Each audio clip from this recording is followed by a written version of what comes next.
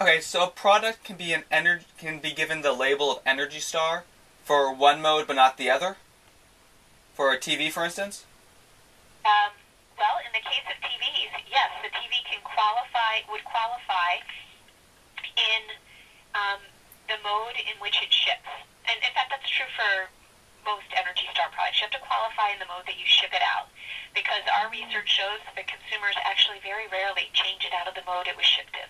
About how many televisions and computer products qualify for Energy Star? Well, it really it changes every time we change our specifications.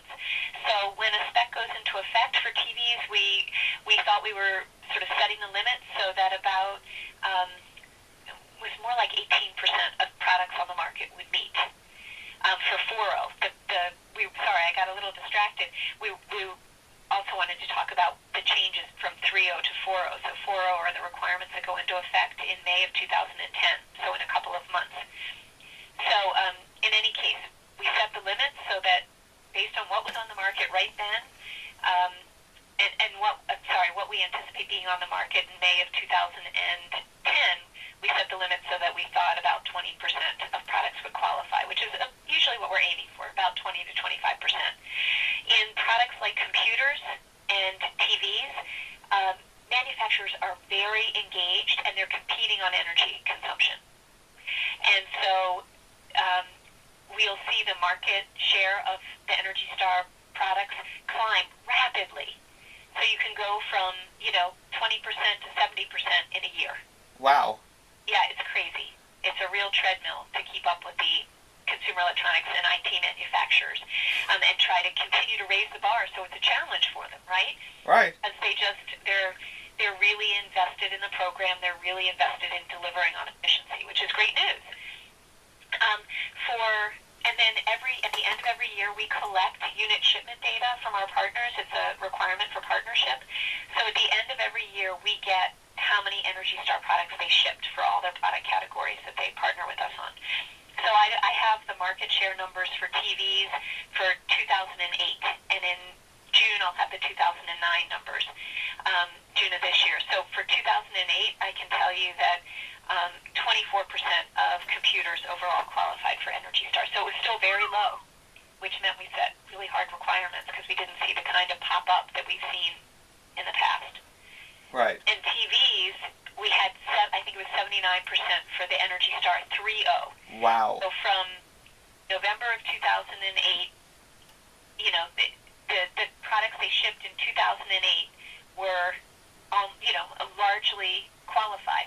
Now that is a mix, of course, of the products that were available, January to October. They could meet the old standby requirements and qualify.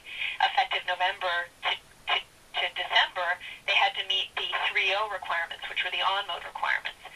So, that's on average 79% of their products qualified.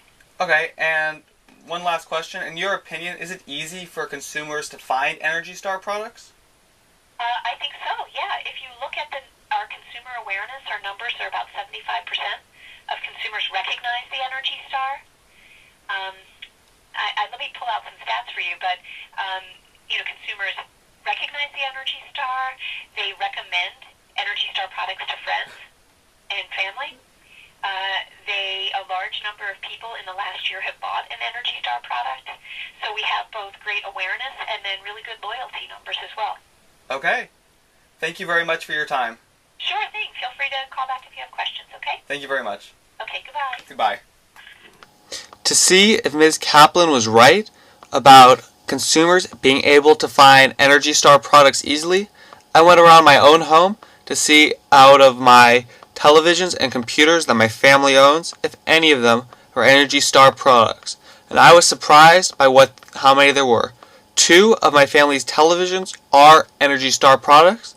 My computer is an Energy Star product, as well as the laptop that I use is an Energy Star. So, what can you do to ensure that you use less energy through computers and televisions? It's quite simple. First off, you can purchase Energy Star products to ensure that you are using between 30 and 60% less energy than a non-Energy Star product. Second, you can turn off your computers when you are not using them. Each of these methods will make it so that you are not using 328,500 watts of energy per year, but less. I hope you enjoyed this. I hope you learned how to reduce your energy usage and help the environment out.